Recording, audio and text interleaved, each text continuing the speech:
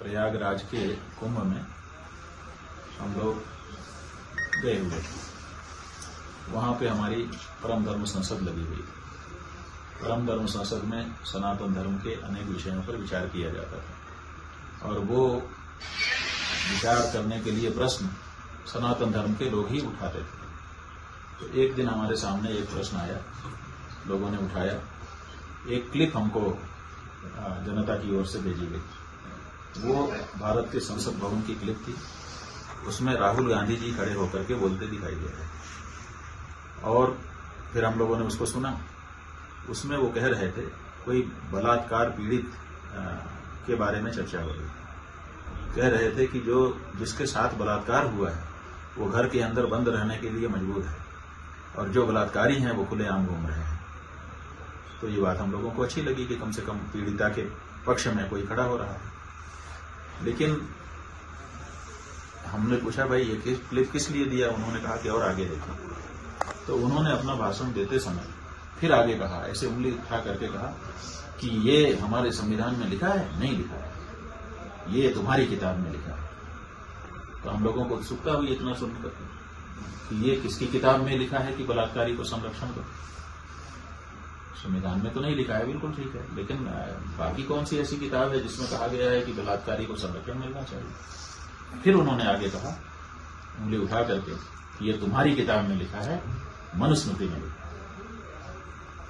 तो हम लोगों ने तो मनुस्मृति पढ़ी है, तो सामान्य रूप से इतना समझते हैं कि बलात्कार का संरक्षण तो मनुस्मृति नहीं करती है। बलात्कारी के लिए उसमें ऐसा कोई वाक्य नहीं कहा गया है जिसमें संरक्षण किया गया है। और फिर उन्होंने ये कहा कि तुम्हारी किताब में मनुस्मृति में लिखा है, और वो पब्लिक में नहीं कहा, संसद में खड़े होकर के कहा। और संसद की कार्यवाही तो दर्ज रहती है, भविष्य में उसको कोई भी पढ़ सकता है।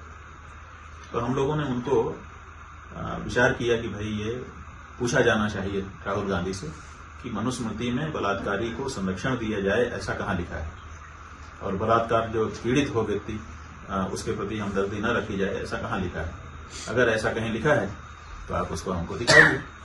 तो हम लोगों ने वहीं पर एक प्रस्ताव पारित किया परम धर्म संसद में, और प्रस्ताव के साथ एक पत्र बनाया और पत्र बना करके राहुल गांधी को भेजा कि आप कृपया इस पे स्पष्टीकरण अपना दीजिए कि मनुस्मृति में कहाँ है लिखा है कि बलात्कारी को संरक्षण मिलना चाहिए। अगर 1 महीने का समय हम दे रहे हैं, 1 महीने में आपने नहीं किए तो हम कड़ा कदम उठाएंगे। तो फिर उन्होंने कोई जवाब, उसका 1 महीना बीत गया, नहीं दिया। तो हम लोगों ने उनको रिमाइंडर भेजा कि आपको 1 महीना पहले प्रयाग के कुंभ से परम धर्म संसद की ओर से ये प्रश्न पूछा गया था। आपकी क्लिप आपके साथ, इसके साथ संलग्न करके भेजी जा रही है। अपनी क्लिप देखिए और इस बारे में स्पष्ट करिए कि आपका क्या कहना है। नहीं तो आपको हम मानेंगे कि आप हिंदू धर्म के सदस्य नहीं हो। क्योंकि 2 बातें हैं, एक तो आप हिंदू धर्म का जो धर्मशास्त्र है उसके प्रति गलत बयानी कर रहे हैं, जबकि मनुस्मृति में ऐसा नहीं लिखा गया कि बलात्कारी को संरक्षित किया जाए और बलात्कार से जो पीड़ित हो उसको प्रताड़ित किया जाए। ये बात आप मनुस्मृति के हवाले से गलत कह रहे हैं, मनुस्मृति को बदनाम करने के लिए कह रहे हैं। और साथ ही साथ आप ये भी कह रहे हैं कि तुम्हारी किताब में लिखा है। इसका मतलब मनुस्मृति को आप अपनी किताब नहीं मानते, जबकि हर हिंदू, हर सनातन धर्मी मनुस्मृति की किसी बात से वो सहमत हो चाहे असहमत हो, लेकिन मनुस्मृति हमारा धर्म ग्रंथ है, ये तो मानता ही है, हमारी किताब है, ये तो मानता ही है।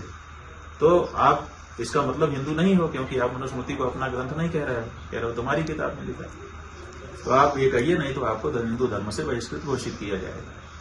फिर उनका नहीं आया, 1 महीना और बीत गया। फिर हम लोगों ने फिर से उनको रिमाइंडर भेजा कि 2 महीने हो गए हैं, आपने ये कुछ बताया नहीं इस बारे में। और बहुत से लोग ये भी कह रहे हैं कि महाराज आप क्या हिंदू धर्म से उनको बहिष्कृत घोषित करेंगे, वो तो हिंदू है ही नहीं।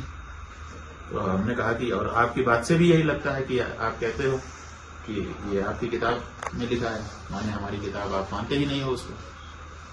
तो 3 महीना के लगभग अब हो गया। माघ की पूर्णिमा से फाल्गुन की पूर्णिमा बीत गई, फिर चैत्र की पूर्णिमा बीत गई, अब वैशाख की पूर्णिमा आ रही है। 9 दिन के बाद, 10 दिन के बाद वैशाख की पूर्णिमा आ जाएगी। इसका मतलब लगभग 3 महीने का समय बीत गया। 3 महीने का समय बीतने पर भी उन्होंने इस बारे में, अपने वक्तव्य के बारे में स्पष्टीकरण करना या क्षमा याचना करना या प्रमाणित करना कि जो मैंने कहा सही था, कुछ भी उन्होंने अपनी तरफ से नहीं किया।